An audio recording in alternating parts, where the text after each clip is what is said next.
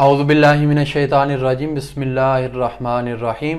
سب سے پہلے میرے تمام مسلمان بھائیوں کو میری جانب سے السلام علیکم ورحمۃ اللہ وبرکاتہ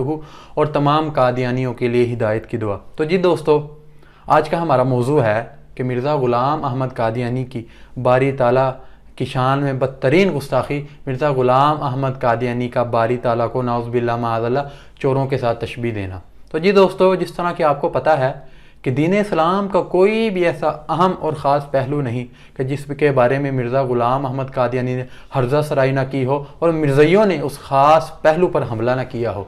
دین اسلام کی کوئی بھی ایسی مقدس ہستی نہیں کہ جس کے بارے میں مرزا غلام احمد قادیانی نے گستاخیاں نہ کی ہو۔ مرزائیوں نے اس کا ادب کو کم کرنے کے لیے مسلمانوں کے سینوں سے اس مقدس ہستی کے ادب کو نکالنے کے لیے ناکام کوششیں نہ کی ہوں۔ مرزا غلام احمد قادیانی نے باری تعالیٰ کی شان میں اتنی بدترین گستاخیاں کی ہیں کہ اتنی گستاخیاں منکرین خدا نے بھی نہیں کی۔ مرزا غلام احمد قادیانی نے حضور صلی اللہ علیہ وآلہ وسلم کی شان میں اتنی بدترین گستاخیاں کی ہیں کہ اتنی بدترین گستاخیاں مشرکین مکہ اور کفار مکہ نے بھی آقا کریم صلی اللہ علیہ وآلہ وسلم کی شان میں نہیں کی۔ مرزا غلام احمد قادیانی نے خلفائے راشدین بالخصوص حضرت ابوبکر صدیق رضی اللہ تعالیٰ عنہ، حضرت عمر فاروق رضی اللہ تعالیٰ عنہ کے بارہ میں اتنی بدترین گستاخیاں کی ہیں کہ اتنی بدترین گستاخیاں رافضی بھی نہیں کرتے۔ مرزا غلام احمد قادیانی نے مولا کائنات حضرت علی رضی اللہ تعالیٰ عنہ ان کی شان میں اتنی بدترین گستاخیاں کی ہیں کہ اتنی بدترین گستاخیاں خارجیوں نے بھی حضرت علی رضی اللہ تعالیٰ عنہ کی شان میں نہیں کی۔ مرزا غلام احمد قادیانی نے حضرت فاطمہ، امام حسن حسین ان کے بارہ میں اتنی بدترین گستاخیاں کی ہیں کہ اتنی بدترین گستاخیاں خارجیوں اور ناسبیوں نے بھی حضرت امام حسن حسین اور حضرت فاطمہ رضی اللہ عنہما کی شان میں نہیں کی۔ الغرض دین اسلام کا کوئی بھی ایسا پہلو نہیں، کوئی بھی خاص پہلو نہیں، چاہے وہ ارکان خمسہ ہو، چاہے وہ کسی مقدس ہستی کے بارے میں ہو، کوئی بھی ایسا پہلو نہیں کہ جس کے بارے میں مرزا غلام احمد قادیانی نے گستاخی نہ کی ہو، اس مقدس ہستی پر کیچڑ اچھالنے کی ناکام کوشش نہ کی ہو۔ تو آج کا ہمارا موضوع تھا کہ مرزا غلام احمد قادیانی کا باری تعالیٰ کو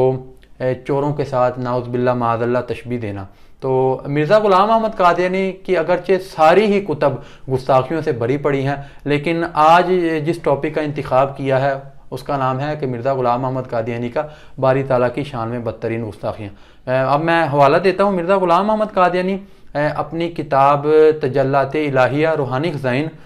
جلد نمبر 20 صفحہ نمبر 396، اس میں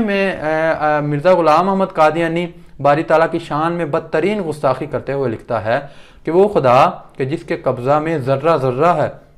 اس سے انسان کہاں بھاگ سکتا ہے؟ وہ فرماتا ہے کہ میں چوروں کی طرح پوشیدہ آؤں گا، نعوذ باللہ معاذ اللہ استغفر اللہ۔ تو جی دوستو، اس حوالے میں مرزا غلام احمد قادیانی بالکل واضح طور پر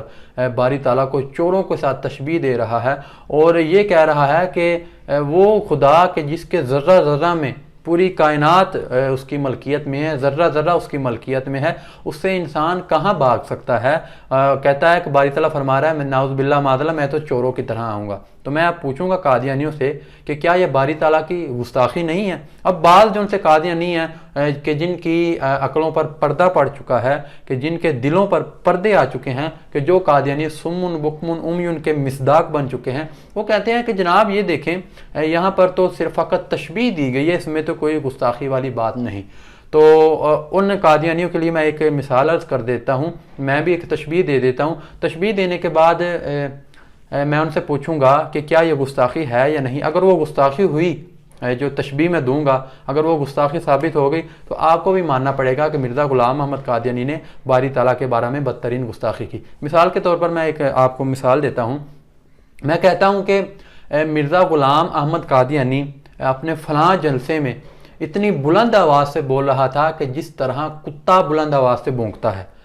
تو اب میں نے جو مرزا غلام احمد قادیانی کے بلندی آواز کو، یعنی آواز کے بلند ہونے کو کتے کی آواز کے بلند ہونے کے ساتھ تشبیہ دی، تو کیا یہ مرزا غلام احمد قادیانی کی گستاخی ہوگی یا نہیں؟ قادیانیوں کے نزدیک، ہمارے نزدیک تو وہ خود گستاخ شخص ہے، گستاخ شخص کی کیا گستاخی کرنی؟ تو وہ یقیناً وہ کہیں گے کہ ہاں آپ مرزا غلام احمد قادیانی صاحب کی جو آواز ہے، اس کی آواز کا بلند ہونا اس کو آپ کتے کی بلند آواز کے بلند ہونے کے ساتھ تشبیہ دے رہے ہیں تو یہ گستاخی ہوگی کہ جس طرح ادھر گستاخی ہو رہی ہے مرزا غلام احمد قادیانی کی آواز کو جو بلند ہونا، اس کو جو تشبیہ دی ہے کتے کی آواز کے بلند ہونے کے ساتھ، اگر ادھر گستاخی ہو رہی ہے تو ادھر بھی آپ کو ماننا پڑے گا کہ مرزا غلام احمد قادیانی نے